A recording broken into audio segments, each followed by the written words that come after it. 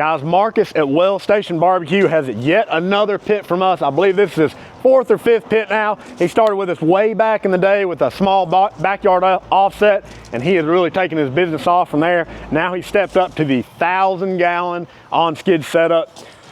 We'll open her up here. He did choose our custom or our standard patina finish, so he liked the rust look.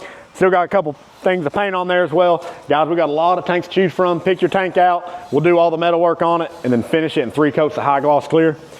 Guys, on our 1,000-gallon, the counterweights are standard, fold down stack standard as well. You've got full top racks all the way down, full bottom racks as well. 1.5-inch ball valve grease train up here. You can see how we do our skid package, fully fabricated. Front, rear here, you got the logo on the side. Station BBQ, of course. On the firebox, it's our fully insulated firebox. Every tank smoker we build comes with that standard. Holds heat great, just makes this thing a dream to run. Marcus, we appreciate you, bud. We look forward to the next one. So guys, y'all know the deal. If you need a custom pit built, you know to call. TMG Pits, Knoxville, Tennessee.